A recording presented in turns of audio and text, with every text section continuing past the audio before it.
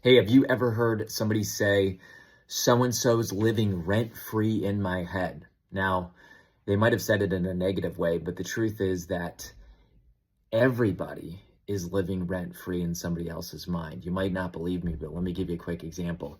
If you have somebody call you and their name shows up, you have a certain image in your mind. It's either like, oh, I can't wait to pick that up, or oh no, not them. I'm going to hit decline, right? In other words, everybody is living rent free in somebody else's head. Even people who've passed on.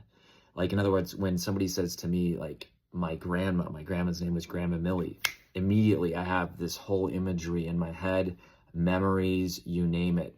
And so it's the same thing with books, businesses, and brands. Just quick example, Smoothie King, right? I see that little logo. I might even hear the name Smoothie King. Automatically, it creates images in my mind about me getting a smoothie oftentimes after a bike ride. And so I have good memories. And all I need to hear is the name Smoothie King. That's actually intellectual property.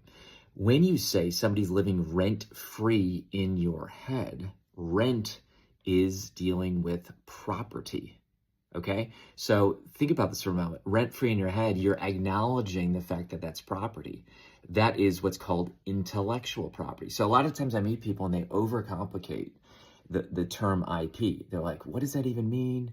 It means, like right here, I got a book called $100 Million Leads by Alex Hormozy. I hear the name Alex Hormozy and I think about this dude with a hat with usually a Band-Aid over his nose, and he's a super big bodybuilder. Oh, there he is. You see what I'm talking about? So again, you might think, Carey, I'm not going to pay attention to that. You already have IP, okay? Whether you're in business or not, you might even think you might like the word instead reputation, okay?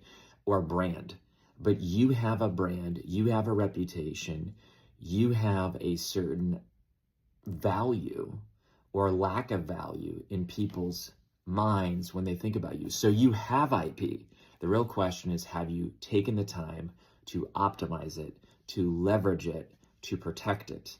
Okay, so this is Carey Oberbrunner, your IP friend. I want to encourage you to enter into this space.